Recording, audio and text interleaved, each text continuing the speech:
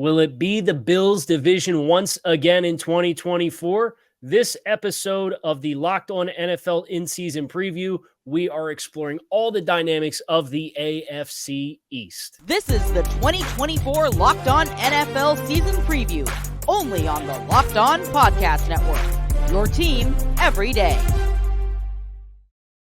Welcome back to the 2024 Locked On NFL season previews. This episode, we are focused on the AFC East. I'm Kyle Krabs, host of Locked On Dolphins, and I'll be your host for this divisional preview. Joining me are my colleagues from the Locked On Podcast Network in the AFC East. I'm joined by Mike DeBate of Locked On Patriots, John Butchko of Locked On Jets, Joe Marino, Locked On Bills. Joe, I saved the worst for last. Today, we're looking at the contenders in this division, what makes it a successful season for each team, any early hot seats, what's one thing that could derail each team's season, win totals, MVP candidates, rookies, all of the above. And we're also going to give each other's teams some flowers before we kick off a season-long battle for the AFC East. So let's start with the end in mind. Who wins this division in 2024? And Joe, you had the title last year, so we're going to start with you and put you in a position where you're either going to have to pick your own team again or somebody else's. Well, listen, gentlemen, good to be with you guys. And we've been doing this for a number of years together. And every year I've sat here and I've predicted the Bills to win the division. And that's worked out really well. They've done it 4 years in a row. I'm going to predict them to win the division again this year. But I will say this. It is with the least confidence that I've had yet in making these types of predictions. I feel like you've got some real contenders here in the Miami Dolphins, in the New York Jets. Patriots, I think, are a couple of years away, but it's going to be tight. And I think a lot of the odds reflect that it's going to be tight. And I think everybody's probably sick and tired of the Bills. And so you're going to get some real efforts from a Miami Dolphins team that had it within their hands last year. The Jets, who have been doing everything that they can to be competitive. You know, there's going to be some big time competition, but I do think that the Bills make it 5 in a row. Well, Joe, you alluded to how close this division was last year, came down to the final game of the regular season. I am a subscriber of the idea that to be the man, you got to beat the man. And that team in Western New York has given that team in South Florida a whole bunch of fits. And for the New York Jets, we need to see it still come together. So I, like you, will pick the Bills until further notice, until somebody proves them wrong, to win the AFC East as well. What about you, John? You know, I'm going to be the homer. I think it's going to be the New York Jets this year. And, look, I was here last year after the Aaron Rodgers trade. I was here after all the hype. We did this show, and I did not pick the Jets to win the division. So I think Joe's right. I don't have a ton of conviction in this because I think this division is very tight. If you look at the odds on FanDuel, the Bills are the favorite. The Jets are the second choice. The Dolphins are the third choice. The Dolphins, your third choice, actually have better odds than the second choice of 4 of the other 7 divisions. But I think the Bills and Dolphins both have some areas where they need to replace key guys that they lost over the offseason. The Jets, I look at this team, what they did this offseason. I don't think they're worse in an area. I don't think they're worse at any position than they were this time last year. And they're quite a bit better at some key spots like the offensive line and wide receiver. Now, they have some question marks with, guys with injury histories, older guys that they're hoping to get one more year out of. But I think that this is setting up to be, maybe the best chance the Jets have had in over a decade to take the AFC East. Mike? Kyle, I'm going to take a page out of your book and say that, to be the man, you got to beat the man. For years, the New England Patriots had a stranglehold on this division, and until someone knocked them off their pedestal, you had to go with the team that still was bringing back a vast majority of the players that helped you get there. Now, I agree with Joe that this is probably a Bills team that may be ripe for the pickings because of some of the key losses that they have. But you always have a puncher's chance when you have Josh Allen. You have a battle-tested coach in Sean McDermott. I think an exciting new opportunity to maybe have a little bit of a new look offense this year under Joe Brady. I know it hasn't looked that way in the preseason, but I believe the regular season is going to be an opportunity for them to make their push. The Jets absolutely have a chance to win this division, a very good one. And don't sleep on the Miami Dolphins. This is a team that can absolutely score with anyone, and they can hold their own on defense as well. So this is an excellent division with 3 teams capable of winning. I'm still going to give the slight edge to the Bills, though, because of the battle test that they had. That does count for a lot. And believe me, watching the Patriots up here for a number of years, I know that experience counts for a lot when you're contending for a division title.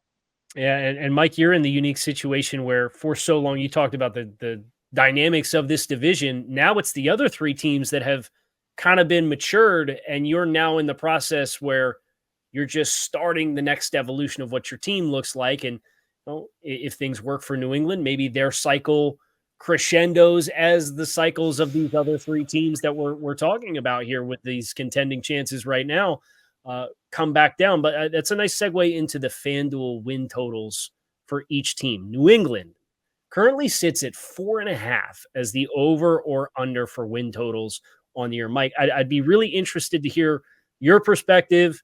Guys have a fourth place schedule, a lot of new players, a lot of youth, a lot of turnover, new coaching staff. You think that number goes over or under this season? Well, as a homer, I would love to say it's going to go over, but I also sat on these airwaves last year and said that the New England Patriots were a playoff contending team and were not a 5-win or less team. I ended up being proven wrong on that. I think expectations right now for New England are a little on the low side. I think that 4.5 is just about right. Do they have the capability of winning more games? Yes, but a lot of it is going to have to go the right way for the Patriots in order to do that. I would say that's about accurate. I know that's not going to be popular in New England, but simply the way I feel based on what I've seen thus far. John, you and I are sitting with our teams sitting at 9.5, and I'll give you the floor first. You obviously think this team wins this division. I'm assuming you're thinking they also go to over 9.5 wins.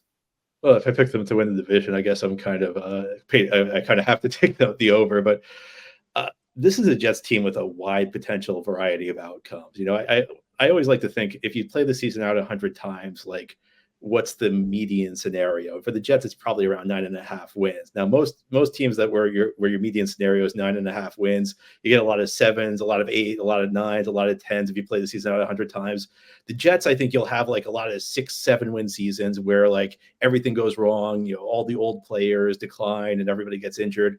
But you also have a number of 11 to 10, 11 win seasons where everything clicks, everything goes right. So this is a season where, it could go very wrong for the Jets.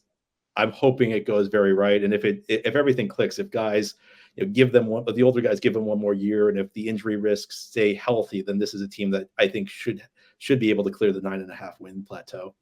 And for Miami, 9.5 is an interesting number because they've been on either side of that number twice by a half a game in each of the last 4 seasons. But it's either been 9 or 10. I guess last year with 11 wins going over a game and a half versus that 9.5 number. But 10, 9, 9, 11, they've been right in that strike zone, John, where you were talking about if your number's 9.5, the consistency, your median outcomes for Miami, it has been a little bit more consistent over the last 4 seasons.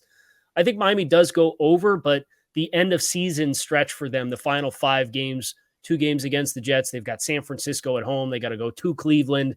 It's a really tough final stretch for them where I think for Miami, they are looking to break the theme of late poor season finishes. They've finished 1-5 over the final 5 games in 2022. They lost a 3-game lead, 2.5 game lead in the division over the final 5 weeks in 2023. So whether or not they achieve that or not, I still think the bulk of this schedule will have them in a position to go over 9.5. Joe, Bills are at 10.5. What do you think? Well, if you were to ask me how many games I think the Bills are going to win this year, I'd say 10 or 11. So 10.5 feels like the right number. There's a couple things that concern me about the Bills reaching the over there. One of them is the schedule. This is definitely a schedule where there's nowhere to hide. The Bills don't have, like a bunch of like soft quarterbacks or rookies. They don't get the Patriots until the end of the season, 2 of the last 3 games against New England. And so it's a gauntlet. I would say the schedule is very, very difficult. And I think for the Bills, they have to avoid the lulls that they've had during the season. I think they've had really the last few years a point in time where they go on a kind of a bumpy stretch where they're not able to win some games that you feel like they should. I mean, they lost to the Patriots last year. They lost to the Jets last year. And those moments just tend to happen. They lost to that Urban Meyer Jaguars team. These types of moments tend to creep up on them, and then they get hot at the end of the season, and then everything's right in the world in Bills land. But they got to avoid those lulls, and the schedule just doesn't stack up that favorably. I think they're certainly capable of reaching 11, but I think it's 10 or 11, and I think 10 or 11 is probably the difference between being second or third in the division or winning the division, and then, of course, all the benefits of hosting a home playoff game from there. We are just getting started on this AFC East preview. Coming up, what's the one thing that could derail the success of each season? What does a successful season look like? It's the 2024 Locked On NFL season preview of the AFC East. Passion, drive, and patience are not just the formula for winning championships. It's also what keeps your ride or die alive. eBay Motors has everything you need to maintain your vehicle and level it up to peak performance, from superchargers, roof racks, exhaust kits, LED headlights, and more. Whether you're into speed, power, or style, eBay Motors has you covered. With over 122 million parts for your number one ride or die, you'll always find exactly what you're looking for. And with eBay's Guarantee Fit, your part is guaranteed to fit your ride every time, or your money back. Because with eBay Motors, you're burning rubber and not cash. With all the parts you need at the prices you want, it's easy to make your car the MVP and bring home the dub. Keep your ride or die alive at ebaymotors.com. Eligible items only. Exclusions do apply. eBay Guarantee Fit available only to U.S. customers. The 2024 Locked On NFL season previews continue. A reminder, you can get the daily coverage of your favorite NFL team by subscribing to their Locked On podcast. We also have the NFL covered nationally with Locked On NFL, Locked On NFL Scouting, Peacock and Williamson, Locked On Fantasy Football, and Locked On Dynasty Football, and get 24/7 coverage of the NFL with our brand new Locked On NFL stream, free on YouTube and Amazon Fire TVs. So we've gotten a little bit into the expectations of each team with the win totals, with the division champions that we're predicting. I want to ask, what's one thing that could make this season go awry? And Mike, I'll start with you on this one, just because this is such a new team. You kind of talked about expectations being modest this year. What would still make this season, in your eyes, be underwhelming and disappointing, despite those low expectations that a lot of New England fans are carrying going into the year? Disastrous play along the offensive line. And I think that really is the biggest concern right now in New England. You have a veteran quarterback in Jacoby Brissett that is looking to start the season, but you have a rookie in Drake May, the number 3 overall pick, that is looking to try to make this team as the starter, or maybe get the starting job sooner rather than later and lead this team into the future. You can't do that if you have him behind a makeshift offensive line. The Patriots are very weak at the tackle position. Chukwuekorofo, Caden Wallace, Calvin Anderson. These have been kind of the rotation that the Patriots used to begin training camp. We've seen Vidarian Lowe kind of come in and get snaps there, but right now it is a concern. And if the New England Patriots hope to remain competitive in any of their games this season, they're going to need at least adequate play along the offensive line. There have been flashes of them being able to do it, but nearly not enough. The Patriots clearly have their work to do. And if that line can't protect the quarterback, whether it's Brissett or May getting the start, this could be a more disastrous season than the Patriots fans are even bracing themselves for, in possibly a less than 4-win team coming up in 2024. John, you mentioned the variance, and you mentioned some of the age players that are coming in at the tail end of their career that have been high-level performers. Is that the biggest threat in your eyes to the Jets, or do you see another storyline potentially looming as the biggest potential hiccup that could lead them to the lower end of the spectrum of outcomes for the Jets this season? I think one of the challenges for the Jets is that we don't have the 53-man rosters for each team yet, but when those are finalized, the Jets will likely have the oldest 53-man roster in the league. And if not, it will be close. And that opens you up to all sorts of potential issues. You know, you're talking about decline, but also injuries. And there are a lot of guys with extensive injury history on this team. Tyron Smith was a second-team All-Pro last year. Tyron Smith's been one of the best left tackles in the league since he was drafted. But he's also a guy who's really struggled to stay on the field. I mean, he's missed at least 3 games every year since 2016.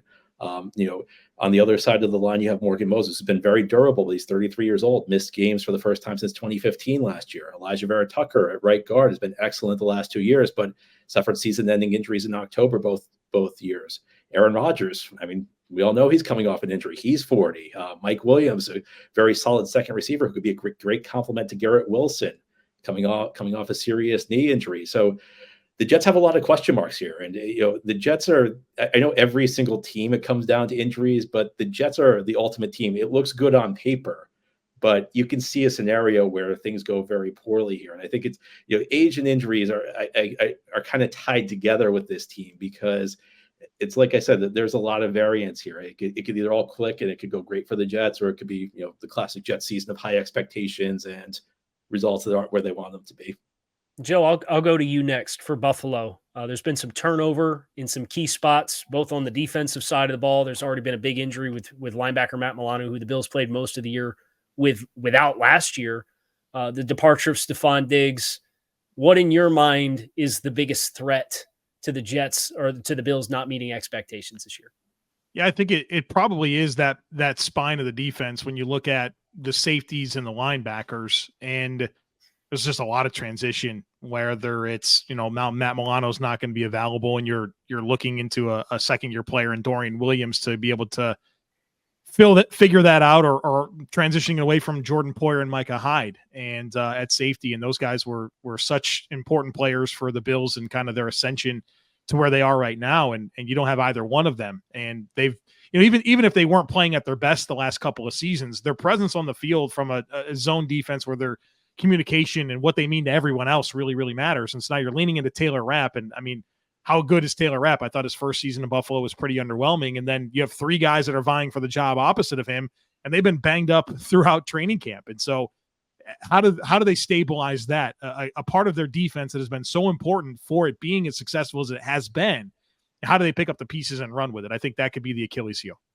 For the Dolphins, I know there's a lot of Dolphins fans that are focused on the offensive line as far as being a big-time question mark. And Connor Williams leaves in free agency, ends up signing late in the summer with Seattle, and Robert Hunt gets a $100 million contract with the Carolina Panthers to go be a staple player for them there.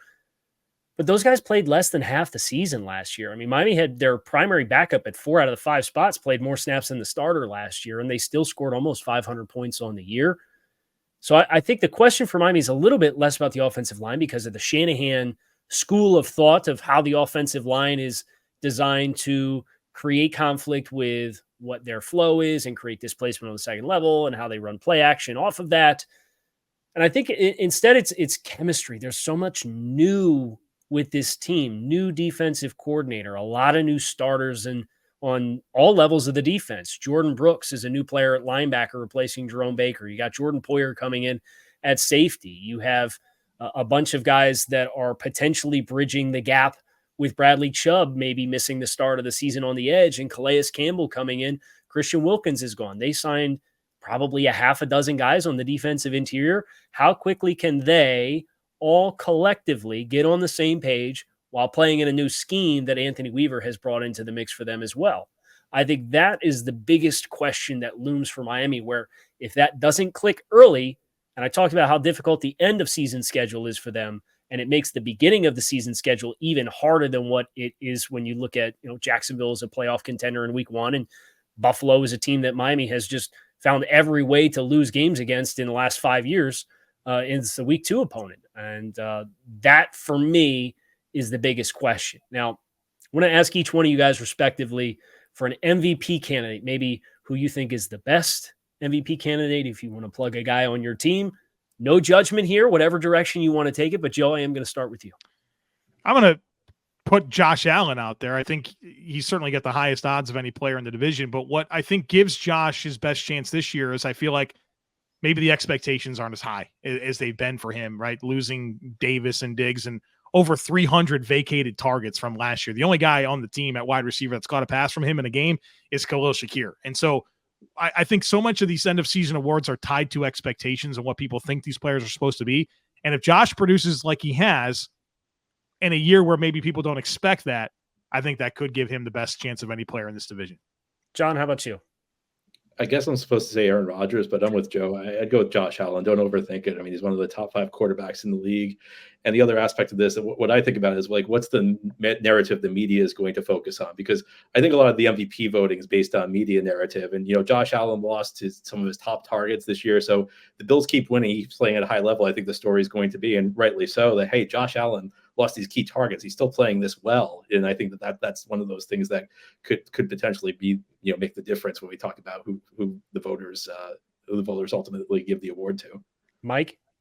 Yeah, we really are like-minded. We've been doing this show for a long time together, fellas, and I'm going to go with Josh Allen as well. And piggybacking off of what Joe and John had to say, I think in order for the Bills to win the division, I think Josh Allen is going to have to play at an MVP level where it really doesn't give the voters a chance to vote for anyone else. He's going to have to be as good as he's ever been to overcome some of the deficiencies that the Bills have to overcome this year, both on offense with the loss of guys like Diggs and Davis, but also the losses that they've had on the defensive side of the ball, putting up high numbers to take some pressure off that defense. If the Bills are going to do it this year, Josh Allen has to be the man. I think he can do it. Well, I can't let it be a clean sweep, right? So Josh Allen's obviously very well represented as the odds-on favorite in the AFC East. I think Aaron Rodgers is a good call out because I think the success of New York, you saw what the defense looked like last year. They kind of ran out of gas defensively because there were games where they just knew they weren't going to score enough points once it reached a certain point and the wheels fell off the bus. If the Jets win 12 games this year, I think Aaron Rodgers is going to be a massive piece of that puzzle. And if that happens, I think he's got a really strong case for another MVP season, especially when you consider and read between the lines, the dynamics there in New York. You know, Aaron's got his hands in everything. That's why he liked the situation in New York, was the opportunity to kind of, I know how I like it done, and we're going to do it my way here in New York. So if it clicks for the Jets and they win 12 games, I think Aaron Rodgers would be a big catalyst to the reason why. And you just know the national media would love to jump on that opportunity to shower some love in the Jets' outcome for that. Now, we're about to enter into a grueling 18-week season where we're going to figure out who wins this division. But before the battle begins, we want to give each other's team some flowers. It's the 2024 Locked On NFL season preview of the AFC East. Stick with us. You've heard us talk a lot about FanDuel, America's #1 sportsbook. Well, right now we have something just a little different for you. Now through September 22nd, all FanDuel customers can bet $5 and get a free 3-week trial of NFL Sunday Ticket from YouTube and YouTube TV. And then with a YouTube TV base plan, you'll be able to watch every regular season Sunday afternoon out-of-market game. All you need is a Google account and a current form of payment, and you can cancel at any time. Now, if you're wondering what kind of AFC East action might be awaiting you over at FanDuel, the most current up-to-date divisional odds feature the Jets at plus 160, just narrowly ahead of the Buffalo Bills at plus 195, and then the Miami Dolphins at plus 210. The New England Patriots, if you're feeling lucky, are plus 2,600. Visit FanDuel.com/lockedon to download America's #1 sportsbook. The 2024 Locked On NFL season previews continue. As a reminder, you can get daily coverage of your favorite team by subscribing to their Locked On podcast. We also have the NFL League covered nationally with Locked On NFL, Locked On NFL Scouting, Peacock and Williamson, Locked On Fantasy Football, and Locked On Dynasty Football. And you can get 24/7 coverage of the NFL with our brand new Locked On NFL stream, free on YouTube and Amazon Fire TVs. Time to give some flowers out, gentlemen. Think of something nice to say about somebody that's not your own team. Joe, I'm going to give you the opportunity to extend the first olive branch and some flowers to another AFC East opponent. I'm going to give them to the Miami Dolphins. I think that Miami has been very deliberate in their approach this offseason, and I can really respect it. Being able to say no to a Robert Hunt and a Christian Wilkins, but then be able to improve the depth and take the money that you were going to give those players and balance out your roster in some key spots. I think they've done a good job of that.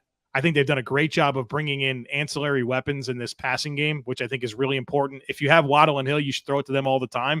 But having a tight end like Jonnu Smith, unlike anything that they've had at that position in a while, and whether we'll see what happens with that third receiver spot. I know Odell hasn't really played, but maybe it's Eric Ezukama. I know that River Craycraft just went down, but I feel like they're going to get more out of that spot because of the threat of the tight end and more time on task together in a timing offense with Tua and the main figures. But then I also really like what they did in the draft, being forward thinking and drafting players that I think are succession plans. Chop Robinson, maybe they want to be able to get out of that Bradley Chubb deal. And you think about the Dolphins and everyone's saying, well, they just paid Tua and they paid Jalen Waddle and Tyreek Hill just got locked in guaranteed money. Well, how does this work? Well, the way that it works is you set yourself up for these moments. So Chop Robinson is a succession plan at edge.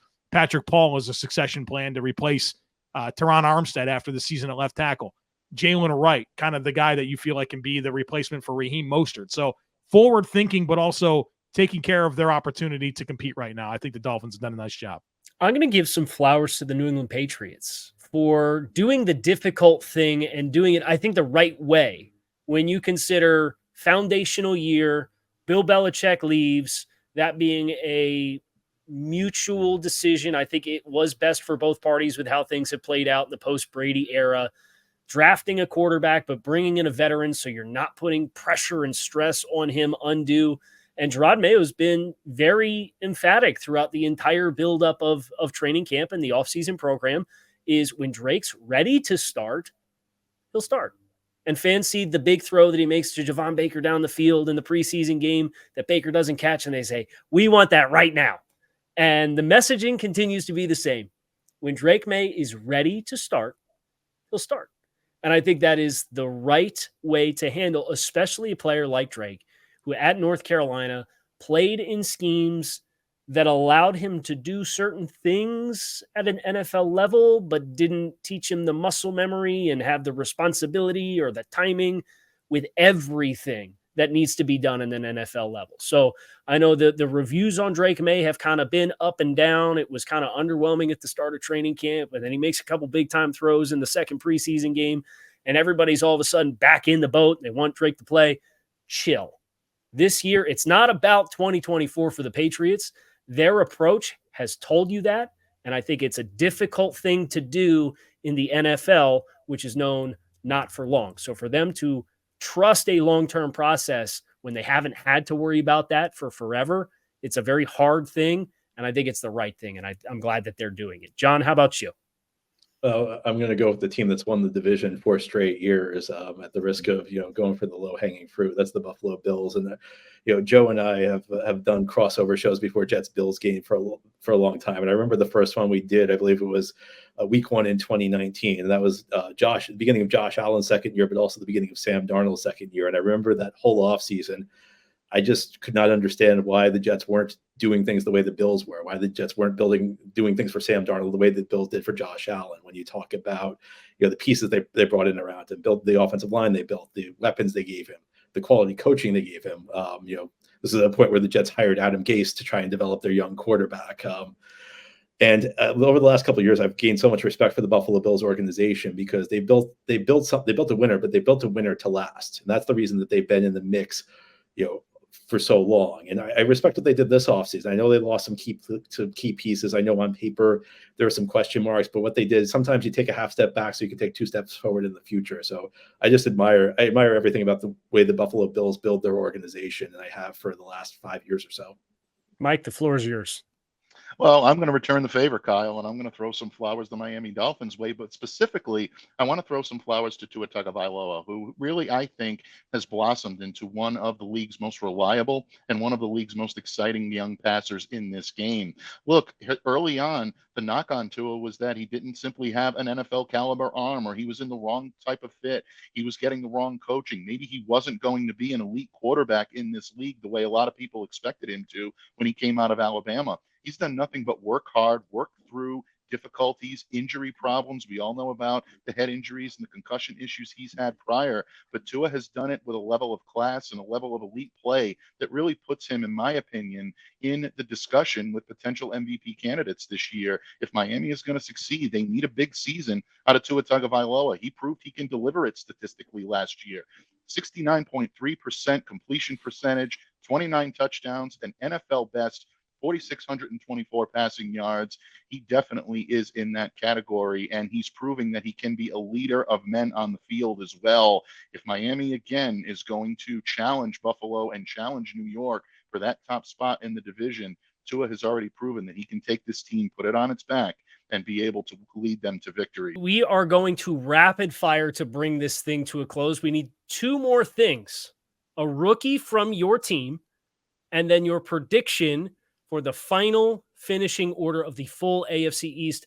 Mike, give some flowers, now that we're done giving flowers to each other's teams, to a rookie, a young man to watch on your team's roster.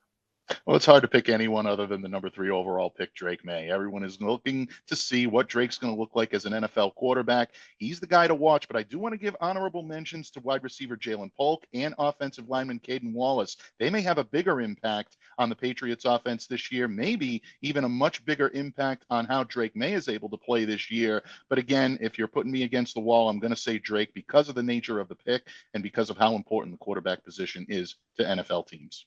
John? I'm going with Braylon Allen, who was the 4th-round pick for the Jets this year. And normally you'd go with the tackle they drafted 11th overall, Olu Fashanu, but he's actually going to be a backup with Tyron Smith and Morgan Moses on the team. Allen's been turning heads since he stepped onto the practice field. He'll get a lot of carries behind Breece Hall, a guy who's flashing pass-catching skills, a guy who's been a tough runner, has shown a little burst in preseason. I'll stay with the running back position and go with Jalen Wright. I think that's the player amongst the Dolphins rookies. Chop Robinson's going to play, but it's going to be on a rotational basis as far as I think they're going to work to get him in on pass rushing reps. Jalen Wright feels like the player who might eat into Raheem Mostert's workload. Mostert's been an awesome back for the Dolphins the last 2 years, but he's been banged up and missed the regular season finale in each of the last 2 seasons as well. Jalen Wright, they traded a 2025 3 to get a 4th-round pick to draft him when he was on the board. So they paid a premium price. They really like this player. He brings something different with his ability to run between the tackles. I think he's primed for a unique role within the Dolphins running game that they frankly didn't have last year. I'm going to keep it going with running backs. I have Ray Davis as the player for the Bills. And I just feel like there's going to be a lot of opportunity for him. I know he's a 4th-round pick out of Kentucky, and certainly the Bills have James Cook, who was a Pro Bowler last year, 280 touches, very, very productive. But I think Ray Davis gives this offense something a little bit different in terms of some physicality between the tackles. And I think one of the knocks on James is that he's more of a slashing style runner. You don't always feel his pads. And I think the Bills want that type of guy. And so Ray Davis, I think, is going to get more opportunity than I think a lot of people think, especially coming off the year that James Cook just had. And Joe, no context needed. Nothing else to say other than 4 teams. What order 2024 AFC East? 1 Bills, 2 Dolphins, 3 Jets, 4 Patriots. I'm going to be boring, but that's exactly how I have it as well. How about you, John? 1 Jets, 2 Bills, 3 Dolphins, 4 Patriots. Mike? 1 Bills, 2 Jets, 3 Dolphins, 4 Patriots. And there you have it. Thank you guys for tuning into the AFC East preview. I'm Kyle Krabs of Locked On Dolphins, joined by Joe Marino of Locked On Bills, John Butchko, Locked On Jets, Mike DeBate of Locked On Patriots. The Locked On division previews are continuing to get you primed for the 2024 NFL season. If you want to hear how the other divisions play out, subscribe to Locked On NFL wherever you get your podcast, part of the Locked On Podcast Network. It's your teams every day.